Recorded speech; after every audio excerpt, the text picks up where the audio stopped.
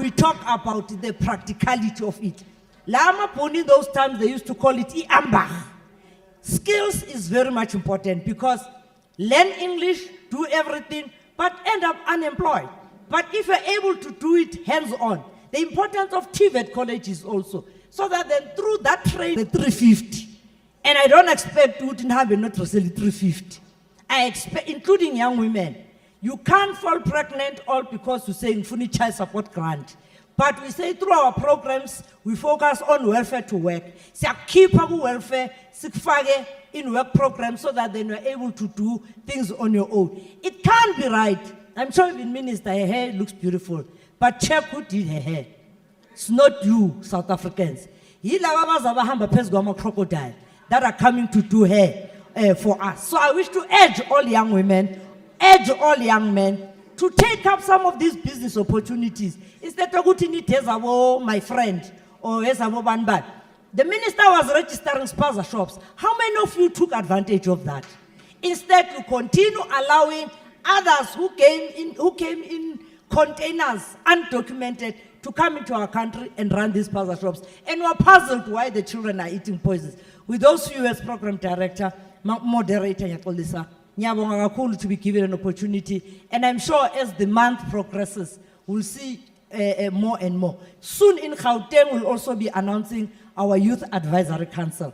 Those are young people who will make sure that they keep government at its toes and they hold us accountable in ensuring that the work we do. But over and above, we said there must not be gentlemen and ladies, they must also put on overalls.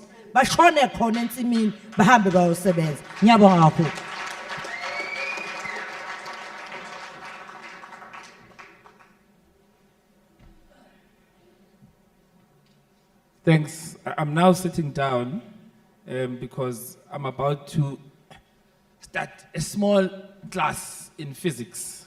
So in physics, work is defined as force multiplied by displacement in the direction of the force. I'm doing this not only for the minister, but for all of us. And I'm going to come back as to why I'm defining it like this. So I'll repeat it again.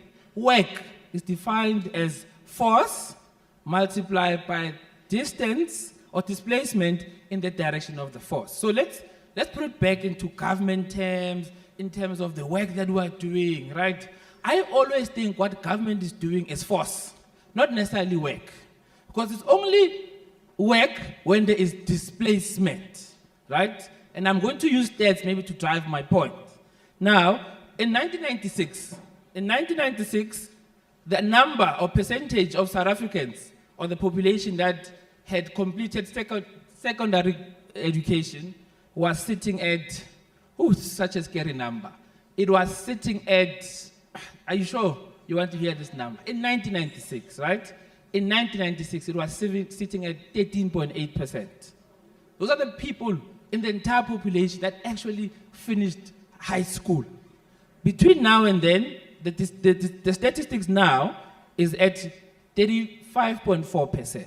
So it means there was a policy, there was government intervention, and there was displacement. We can see the actual results because there was a policy, there was displacement, then we can see that there are results. Now, let's go to higher education, right? In higher education, the population that had higher post-schooling qualifications was sitting at 6.6%. Now, I don't know how many years later, is it 30 years? I think it's more than 30 years now. The number from 6.6% moved from 6.6 to 12.7%. And what's interesting, given the context of June 16 and all of these things, is that there are two different numbers. Now, if you look at the black population, right, of the same statistics, it moved from 3.3%. So only 3.3% of black people had post-high school qualification in 1996. It moved from 3.3% to 9.6%. But what's interesting is that if you look at the white population, actually in 1996 it was at 23.4%. And it moved higher. It moved to 39, almost to 40%.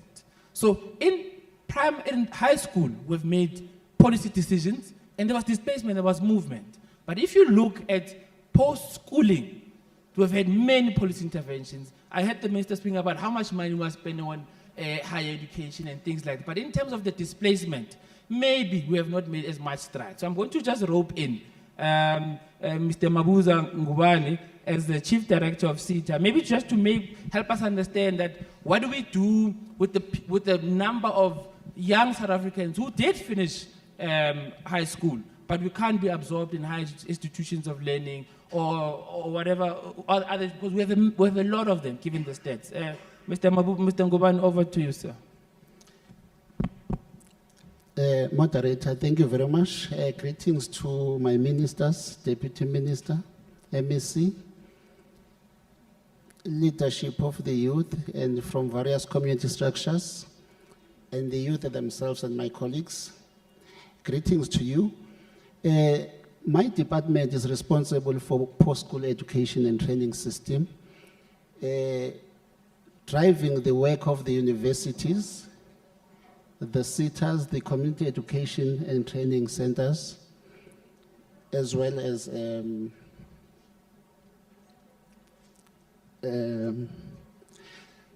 how do I forget centers and universities. So our focus, I'll start with the first one, the CETAs. We want to make sure that the youth who are unemployed are assisted to acquire qualifications. At present, we have got 3.8 million of the youth who are not in education, not in training, and not in employment.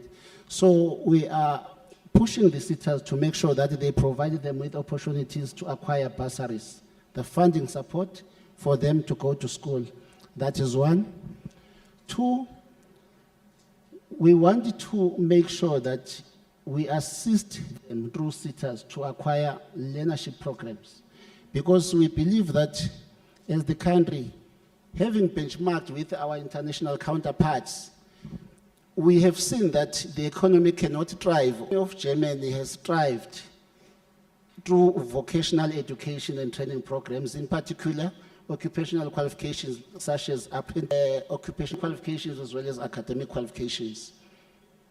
The other aspect where we want CETAs to contribute to is to partner with employers. We believe that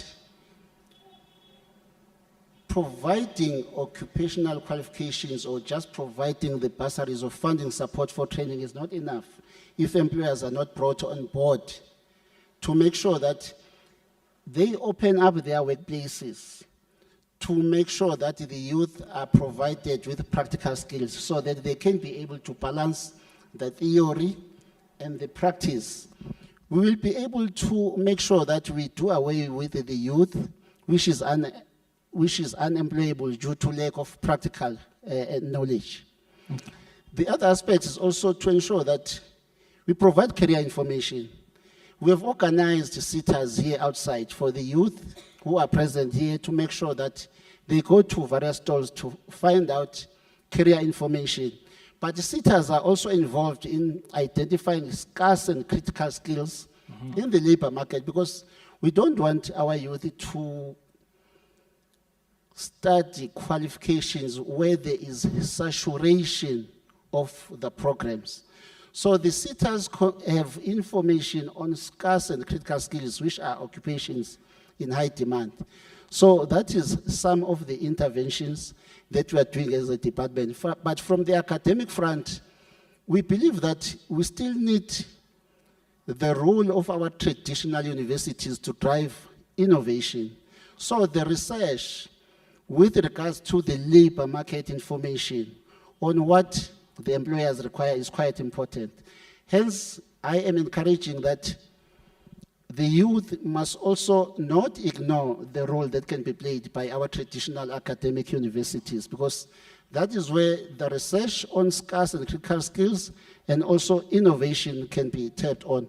But lastly, we are quite aware of the changing labor market and the changing world, which requires us also to come up with solutions that are responsive to the changing environment. At present, we are talking about 4IR. So our youth needs to be educated and supported with regards to what 4IR means. We've got the programs such as artificial intelligence, data analytics, robotics, and coding. So if we are to respond to the changing world, we need to be aware of such programs, but from the government point of view, in particular the department, SITAs support funding of such programs. Not only SITAs, we also have got the NSFAS to support such programs in our universities. Thank you.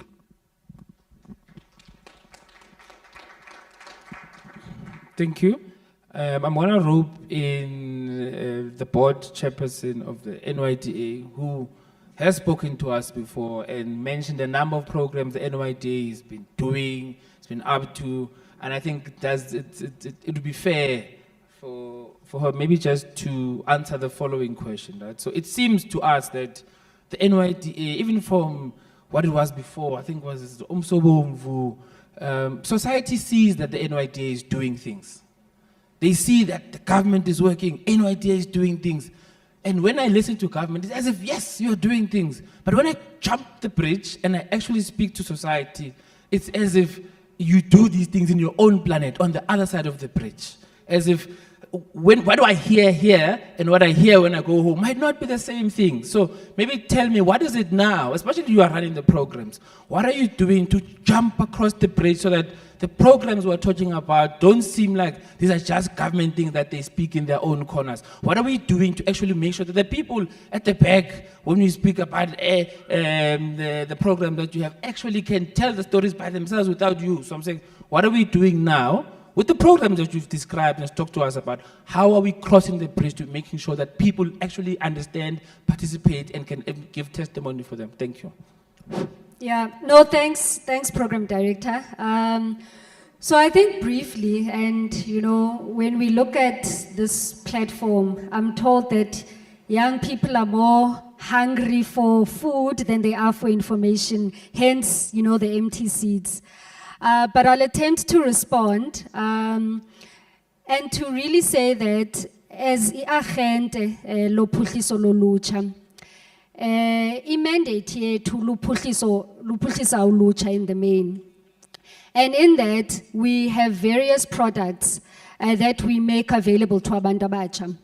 So, okokuqala sigxila kwezemfundo, sinayo i-program ekuthiwa si-scholarship, Solomon Mahlangu Scholarship Fund, wherein we link young people with bursary opportunities to further their education and training.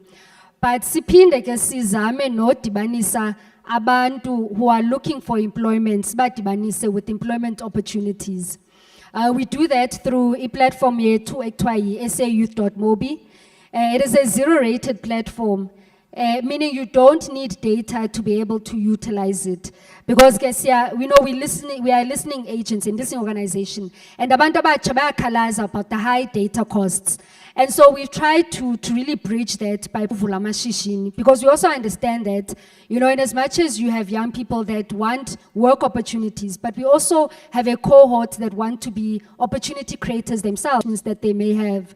But I think it's also worth noting that beyond the interventions in Tetangazo namhlanje, is to also have an appreciation that as urhulumente, our role is also to create an enabling environment so that private sector can come on board. Because in as much as singakhalaza, sithi urhulumente makasinike imisebenzi, but we also have an appreciation that government can't be an employment creator. And so one of the targeted interventions that we have done as this current board is to target the top 40 JSE listed companies, because they have huge CSIs that they're not utilizing, okanye bayazisebenzisa, but it's not yielding the desired outcomes. We are not seeing the tangible impact on the ground.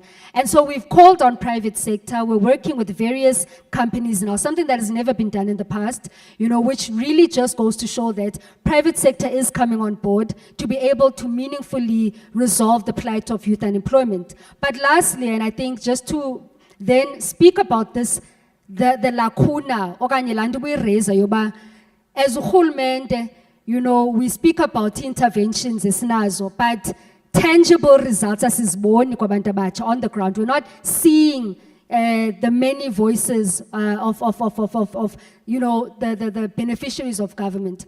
What we have been trying to do is to say, as government, let's have a coordinated approach, because we have an appreciation that kukho laa nto ekuthiwa urhulumente usebenza in silos, government operates in silos. So when we speak about the preferential procurement, the state is the largest procurer of goods and services. But unfortunately, abantu abatsha are not the ones who are actively participating and offering those services to government. And so as an agency, we are then amplifying those voices. We have participated in those preferential policy frameworks that will make explicit the 30% set aside that must be located to youth-owned enterprises. But beyond that, it's also to say that governments also have their 30%, they've got their targets that are youth-focused, and there hasn't been a well-coordinated mechanism. And so through DPME, for instance, we are utilizing the Department of Planning, Monitoring and Evaluation's coordinating power and convening power to say, DPME, convene Department of Small Business Development. Let's hear from Minister Stella. What is it that they have in terms of set-asides for youth-owned businesses? Let's call Minister of Basic Education, you know, and, so that they're then able to, one, account, but two, where the various departments are found wanting insofar as coordinating youth development. We are raising our hand as an agency to say, we've got the capacity, we have the infrastructure, we can equally assist Urhulumente to then be able to amplify the voices of young people so that ultimately their material conditions can change for the better. Thank you, Asanda. Okay, and I think Asanda makes a critical point around no one can do this thing alone. So government, as they've been saying, they need partners from society, civil society, business, our other developmental partners, right? So in those words, I would like to maybe cue in Ms. Mohikana to make sure, just share with us, what is it that you're doing with government so that we can maybe address the concern that government feels like we're doing things alone. Maybe share with us what you are doing just to assist us. Thank you. Thank you, Program Coordinator. Greetings again, Minister, Deputy Minister. I stand on established protocols to greet you all this afternoon. It's a real honor and privilege to be here. I represent the United Nations Children's Fund here in South Africa, and I'm pleased to bring you the greetings of our United Nations Resident Coordinator, Nelson Mufu. He would have loved to be here, but he's also well represented by one of his colleagues. And I also, before responding to your question, I also wanted to say that I'm here representing also my colleague who co-chairs with me the youth theme group in the United Nations family. We have a youth theme group, and that's my colleague Yu. He represents the United Nations Population Fund, that's UNFPA. And before telling you more about what we do here in South Africa, I wanted to pause and do say how particularly special it is for us to join you here in Soweto as we remember and salute the brave youth of 1976 who stood up to injustice and like Hector Peterson paid the ultimate price. I'm an African myself, and we look up to what was happening here, and you know how much you've accomplished since then. And you know I was pleased to hear what we heard at the memorial this morning, that young people in this country are now here to build and to sweat to work and overcome. And also to note that as a tribute to the youth of 1976 Soweto uprising, you may know that the Organization of African Unity then, in 1991, declared the 16th of June as the Day of the African Child. a day of great significance to us at the United Nations Children Fund, who have a mandate to advance the realization of child rights. So today, I'm pleased to say and reaffirm how much we support the government of South Africa in your efforts, Madam Minister, Deputy Minister, to develop a thriving youth population where young people are happy, healthy, and gainfully employed. To address pressing challenges, including youth unemployment. And our strength, as you said, lies in our ability to come together as UNICEF, but also as the United Nations, as government, as the private sector, and us as development partners, and as well the young people in this country. We remain committed to equipping South Africa's youth with the necessary skills and opportunities for employment, entrepreneurship, and social impact. And there is a significant opportunity to support the needs of the more than 3.5 million young people aged 15 to 24 who are neither in education, employment, nor training, the so-called NEET, in this country. Therefore, as the United Nations Children's Fund, but also joined by our colleagues in the United Nations system, we are here to proudly communicate that we support an initiative called Generation Unlimited, also known as Gen U. We support it around the world, not just here in South Africa. It is an initiative that was launched by our UN Secretary General. It's a global public-private youth partnership, which is on a mission to skill and connect the world's 1.8 billion young people to opportunities for employment, entrepreneurship, and social impact. Gen U, Generation Unlimited, here in South Africa, we launched it in August last year, and we seek together as the United Nations family to empower over 1.5 million young people in the country by 2030 with digital, science, and technological skills to enable them to transition from learning to earning. We are, as an organization, UNICEF, committed to scaling up entrepreneurship skills and opportunities to enable young people to develop innovative solutions to local challenges, and special attention would be given to sectors such as digital economy and the green economy, ensuring youth have the skills they need to thrive in emerging industries. Waste recycling businesses in Western Cape. Okay. It's called Recycling Champions or RECHAS. These businesses are redirecting waste away from landfill sites towards material recycling centers.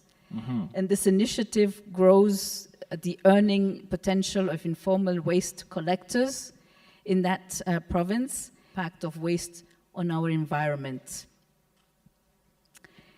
UNICEF is also establishing business support hubs around the country. We started with Mamelodi in partnership with PwC and the University of Pretoria. And those hubs aim to train young people on how to design, establish and grow their own enterprises. So far, close to 3,000 micro-entrepreneurs and young people from vulnerable backgrounds have been trained on entrepreneurship, and where many are actually now generating income from their businesses. I'm not rushing you, I'm just saying because I'm interested. Yes. So I want to make sure that, I share with you what we bring together. These are just samples of the work that we do in support of the government. We work in support and aligned with the Presidential Youth Employment Initiative, which was our colleagues from the United Nations system. here in the country. And I'll end by wishing us all the beginning of a happy Youth Month. Thank you, Program Director. Thank you to our panelists. I know I put them on the spot, but now, you know, we usually put government on the spot, but we never put any other person on the spot. So today I'm going to put the audience on the spot. So ordinarily we ask them questions, but today I'm going to do something different. I want the two people I'm going to select actually give us solutions and tell us, what do you think we are going to do to assist our developmental partners? What are we going to do to assist the NYTA to meet its mandate? What are we going to do to assist CETA? What are we going to do to assist the ministry to help people? So usually, I want to switch things around because it's as if there's government there and then there's us there. So I want to show government and our partners as learners, as young people, we also take responsibility and we do have solutions. So, and I know we don't have much time, Program Director, but I'm just going to allow, is there a roving mic somewhere? So we can just maybe take a few hands. So can I just take hands for those who want to give us solutions? Just 2 hands. I see a hand, but it's doubting itself at the back. Okay, there's 1. And then there's 2. I might take another hand. If it's a solution, I always enjoy solutions. So there's 1, 2, any last taker for a solution? Okay, a solution and your contribution to it. All right, so those 4 hands, can we just give them the mic? But solutions are not usually long, right? It's straight to the point. You're just going to say, I was listening, I heard this, and here's what I think we must do about it. Okay, let's start with the first person.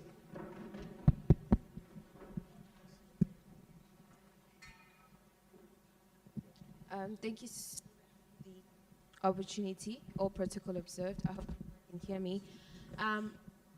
Okay. So my solution would be, I think there's a lack of commitment from both parties, right?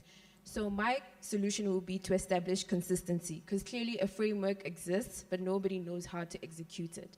And the biggest problem, obviously, is with the administration. So maybe structures should be reinforced or set in place. I'm pretty sure there's so many organizations that you can work with as structures that exist in government. So create a platform for consistency, create a platform to see that that commitment comes to life. If it means people do exactly that. If it means a tracking device in terms of their progress in the skills training, whatever it takes, if it means consistent interaction with the young people, do that. That's my solution. Before you move, can you just maybe just give us your name and introduce yourself so we can note it? Okay, so my name is Ofente Machato. I'm from the Nkatuto organization and I'm a student at Wits University. Thank you, Ofente. To the next solution giver, please start with an introduction and then just shoot with your solution. Thank you, Ofente. Thank you so much, everyone. I'd like to stand on existing protocol. Ikamusandi Lewandaba. I'm from here in Soweto. I'm a future sports giant, and that is my industry. You know, I've heard so many wonderful things that I didn't believe existed before. Except I read from a book saying, excellence in the industry starts at the smallest scale possible. And I believe I can achieve different, but forget that it is always in collaboration with another factor. The truth is that there are a lot of factors affecting one area. And one person can only affect one thing while another department affects another. And working together, we can hopefully create a bigger change. So my solution is to suggest that CETA and the NYDA, as centralized as your framework is, possibly at your lower scale, decentralize it, introducing solutions such as e-learning. For example, if you know within sports, there's an app that was launched by the International Committee Council, Olympic Committee, the IOC, called Athlete 365 that offers these various courses which are free for everyone. However, there's requirements such as internet and all those things. However, working with a decentralized local organization to be able to host classes, welcoming people from outside, could actually produce results from a small scale and eventually giving someone at the bigger level a way to see their results. Thank you.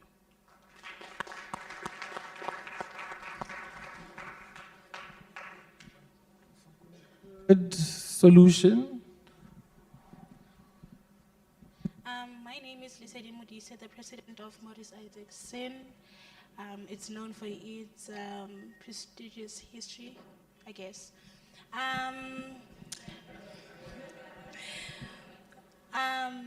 Really, to be fair, I think our government is doing the best that it could.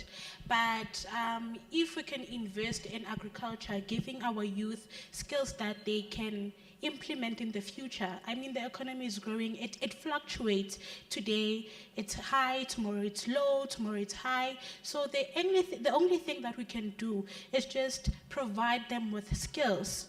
Practical things. For instance, invest in agriculture. We know we can't solely depend on the government. They can provide sufficient food for them, not only giving them or providing them with money, but supplies that they need for that particular moment to sustain themselves. I think that's the better solution. Thank you. And the last solution giver was then front.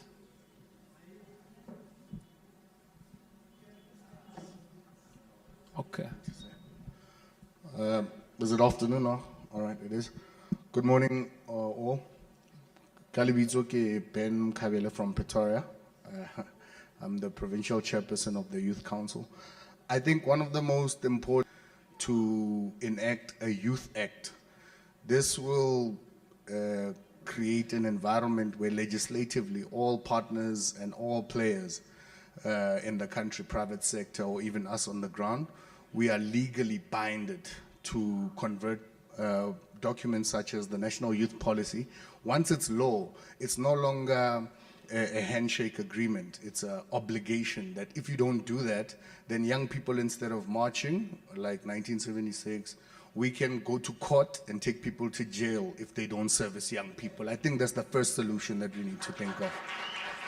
So, in that legislative environment, we can then compel players such as industry, players such as CETAs, anyone who's doing work, whether it is youth work, because you see, youth development is not just youth development that is a strata in transition, it's human development. So once you understand that if all the investments you do to young people, you are investing in humanity, we can then sort of portion ourselves into a trajectory that can build the next society. So with that, I think once we are there, we can just march with the cops and go to offices and arrest people. Thank you. Thanks. And we had the last hand on my left. That was the last hand of solutions. If you have solutions, just because we're not hearing them now does not mean you can't tell us later. So please share with us later. Thanks. Good morning, everybody. I am a deaf person, and my name is Zakaria. I must say, it is the first time I'm learning about half of the things that the government and South Africa is doing, because I think everybody here has a hearing privilege.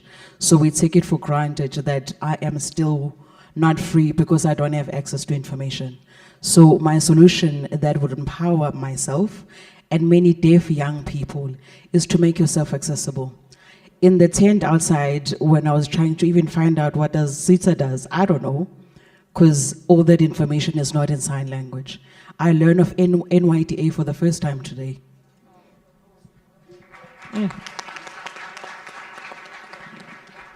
Have time, right? So I want you to tell me how you're going to incorporate the solutions you've heard in your particular forte. So I'm only going to give you literally 30 seconds. And I'm going to start with the minister. So minister, take a solution, say, here's what we're already doing about it, or here's what we'll do about it, and so forth, then we'll end. Thanks. Over to you, minister. No, thank you very much. I think the chairperson here will do that for me. But I just want to share this one thing. We have water in South Africa. And water is meant for drinking, etc. But water is also meant for recreation. And therefore, business and money. We have inland waters in South Africa, big dams, much bigger than other dams that we have seen in other countries. they are quiet. When you go out of South Africa, there will be boats. We'll sail in those boats, recreate. When we come back to South Africa, no, we are happy to see our waters being quiet. Imagine if some of the young people here were just to go out and get some boats, train boat drivers. We have got people that are outside here that are training divers. That's business. It's money that is in those waters. Talk to hotels that are there. We say your visitors, they will come to your hotel and then come and recreate in these waters. We have big dams in South Africa. They are lying quiet. But we also have our waters. We are a maritime country. We have not tapped into that business. I'm looking forward to a day where we'll know what bunkering services is about and ensure that our young people participate in that and ensure that we sail to the vessels that are in our waters, not for free. We pay as a country for benefiting nothing. Responsible for everything that happens in those waters, but we're not benefiting. Bunkering services are there. We're supposed to participate in that. The ship repairs, we've got dry docks in our ports that are not being utilized because maybe it's just a casing or the gate that is not working. It's young people that must say, why Transnet? Are you not buying a new casing for this dry dock so that we can use it? Because just one vessel being repaired is not anything less than 23 million rand. One vessel. Have 2 vessels per week or even 1 per week. That is the money that young people can actually make. But we can't have young people that are quiet. And that is why I say we've got to ask these questions, not only in areas such as this or events such as this, every time. Why are you quiet, Transnet? Why are you not repairing that? Why are you not budgeting for those maintenance projects that are supposed to be actually used by young people? Thank you very much. Or benefit young people. Thank you. Thank you, Minister. I'm going to be more stricter to the other panelists with time, right? So, Sure. No, thanks, moderator. Quickly, just to say that we've taken notes of all the solutions and we really appreciate the invaluable inputs from young people. I want to speak specifically on the issue that Zach raised, right? And it's one of the aspects that are really close to my heart. So just to briefly narrate a story, when we were in Brazil last year, we attended the BRICS Youth Summit, and part of our interactions were to engage, with the disability community. And one of the cultures that they've inculcated in Brazil that we are trying now as an agency is that having an appreciation that, we ought to be an inclusive agency. And that means catering to youth, that are differently abled across the spectrum. So one of the interventions, if I can call them that, was, every time a speaker would go on the podium, as an attempt or an effort to put vision into someone who's impaired vision-wise, is to describe yourself. So if I had to go on stage, I would start, I'm Wasanda Lwaka, I have a fox afroish, I have natural hair, I'm tall, I'm wearing black, And really, that just means, or it says to a vision impaired young person that we see you, we hear you, your voice matters, and we really will try and be as inclusive in our approach and in our interventions. But beyond that, just some of the interventions that we do have as an agency, we've got our disability strategy, but I want to also concede that in terms of implementation, we have been falling short. But I want to commit, and I want to put even our communications unit on the spotlight right now to say now, as from now going forward, especially now in the month of youth, that we'll ensure that all our interventions, all our campaigns are disability friendly. So we will have a sign language interpreter, that's able to communicate the product offerings that we have. We'll ensure that our pamphlets have braille elements. We are establishing a website that's disability friendly so that we can also have young people who are differently abled interacting with the various opportunities on our online platforms. That's my long and short. Thanks. Thank you. Thank you very much. I picked up two things that I would like to speak to. One is on e-learning. Firstly, I want to say in our midst is the MICT SITA that is doing exhibitions, providing career information with regard to ICT stuff. But the input or the proposed solution on e-learning, we believe it resonates well with 4IR. So it's quite an important input. We work collaboratively with NYDA. I remember that the speaker suggested that there be partnership between SITAs and NYDA. Next to me is the chairperson of NYDA, who has just been appointed as a chairperson of the National Skills Authority, which is an entity within the Department of Higher Education and Training, which we believe that will help to shape the policy that drives skills development.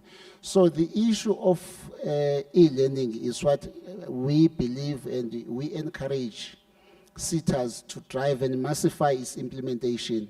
The other aspects on agricultural training, again, we do have agricultural SITA within the premises, providing career information with regards to agricultural training programs.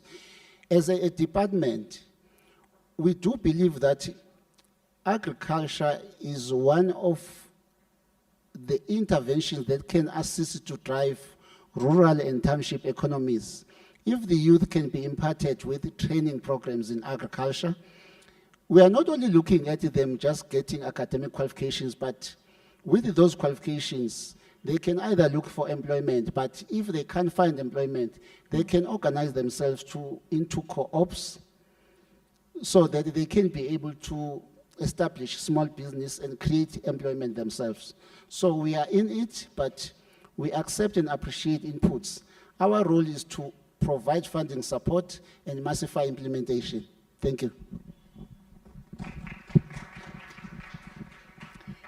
Yes, so I just wanted to say I'm with Simpiwe, Clariska, I'm with Precious, and also Titsetso.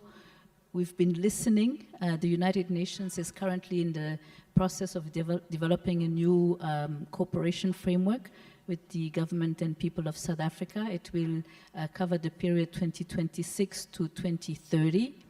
We had a consultation with young people last month where exactly like what is happening here, we listened to young people. We told them to tell us what kinds of issues they had and what kinds of solutions they wanted to bring to the fore, that we could help them make sure that they are part of the programs that we work on, that we implement with the government of South Africa. At that consultation, we had some of our key partners who are here today, the National Youth Development Agency, the Presidential Youth Employment Intervention, Youth Employment Services, Harambe. And what we heard here today will be added to the voices, the solutions, the issues that we've heard, so that as we develop our new country cooperation framework, we will make sure that we are in sync, in tune with the needs and aspirations of the young people of South Africa. Thank you. Just a round of applause. I think in conclusion, I think the panel we've run was not just the panelists. So I would like to thank the panelists and our other panelists, which was you and your contributions. Right? So please give yourself a round of applause. And in closing, I would like to share these words. And I got these words from ChatGPT. So it's not, I don't know, it's not an author somewhere. ChatGPT says, the future is not promised, but constructed. See you on the other side of the bridge.